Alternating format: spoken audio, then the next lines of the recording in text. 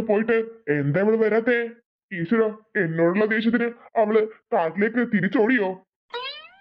സുഭദ്ര, സുഭദ്ര, സുഭദ്ര, സുഭദ്ര. വാവ്, എങ്ങനെയുണ്ട് ഇപ്പൊ എന്നെ കാണാൻ? വാവ്, അടിപൊളിയായിട്ടുണ്ട്.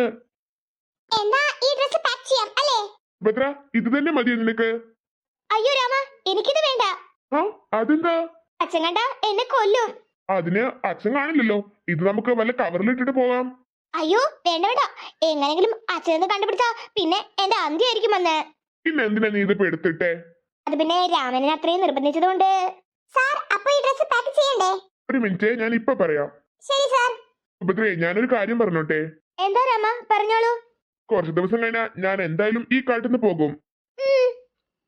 അപ്പോ എന്റെ ഒരു ഓർമ്മയ്ക്ക് നീ നീ ഡ്രസ്സ് സൂക്ഷിക്കണം. രാമ, നീ പേടിക്കണ്ട സുഭദ്ര, ഈ വസ്ത്രം ഞാൻ എന്റെ കൈകളിൽ വെച്ചോളാം. പോകുന്ന ദിവസം ഞാൻ നിനക്ക് തരാം. അത് പിന്നെ. വേണ്ടാന്ന് മാത്രം പറയരുത് പ്ലീസ്. ശരി. അതെ, ഈ ഡ്രസ്സ് പാക്ക് ചെയ്തോളൂ കേട്ടോ. ശരി സാർ. എത്രയാ ഇതിന്റെ റേറ്റ്? ഇതിന് 1500. ഓക്കെ, ഞാൻ ബില്ലടിച്ചോളാം. ശരി സാർ. എന്നാ നീ ഡ്രസ്സ് ചേഞ്ച് ചെയ്തിട്ട് വാ. ശരി രാമ. ഞാന് ആ കാട്ടിന്ന് പോകുന്നു പറഞ്ഞ മുതല് അവളുടെ മുഖം വല്ലാതിരിക്കുന്നുണ്ട്.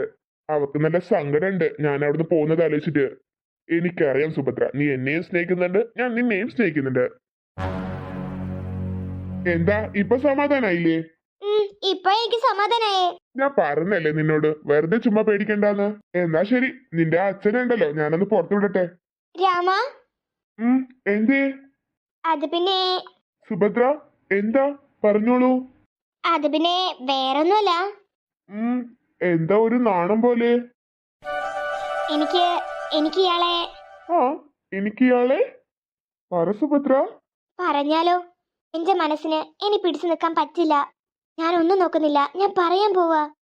എന്താ സുഭദ്ര, താനെന്താ പറയാമെന്നേ? അത് അത് വേറൊന്നുമല്ല. എനിക്ക് ഇയാൾ ഒത്തിരി ഇഷ്ടാ. എന്ത്? അതെ, ഇയാൾക്കും എന്നെ ഇഷ്ടാന്ന് ഞാൻ വിശ്വസിച്ചോട്ടെ. ഇഷ്ടാണോന്നോ?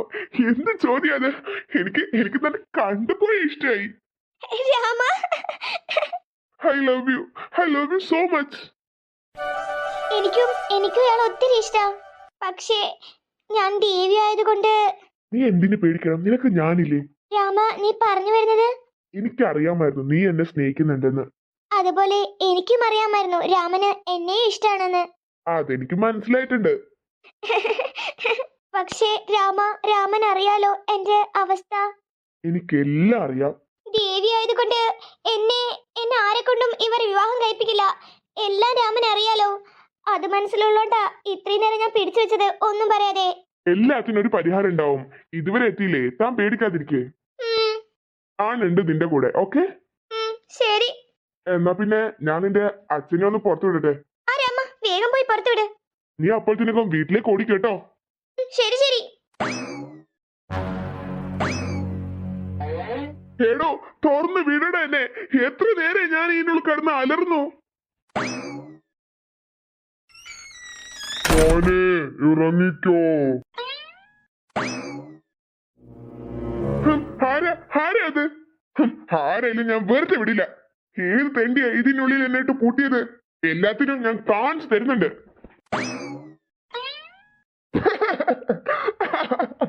അയ്യോ, അയാളെ വീണ്ടും വരുന്നുണ്ട്.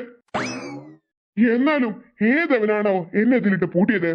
രാമാ, അവനെങ്ങാനും ആയിരിക്കും ഇനി. അവൻ താമസിക്കുന്ന വീടല്ലേ ഇത്? മിക്കവാറും അവൻ തന്നെയായിരിക്കും എന്നെ ഇതിനുള്ളിൽ പൂട്ടിയത്. അവൻ വരട്ടെ, ഞാൻ ഇവിടെ ഇരിക്കും അവൻ വരുന്ന വരെ. അയ്യോ, പണി കിട്ടിയല്ലോ.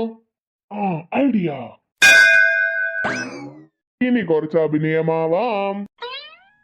അയ്യോ, ഇതാരിയിരിക്കുന്നത്? മൂപ്പനാണല്ലോ. മൂപ്പാ. നീയോ? നിന്നെ കാണാൻ വേണ്ടി തന്നെയാ ഞാൻ ഇവിടെ ഇരുന്നത്. എന്താ മൂപ്പ, എന്താ പ്രശ്നം? അത് പിന്നെ നീ ഇത്രയും സമയം എവിടെയായിരുന്നോ? ഞാനോ? ഞാൻ കിണറ് കുത്തുന്ന സ്ഥലത്തായിരുന്നു.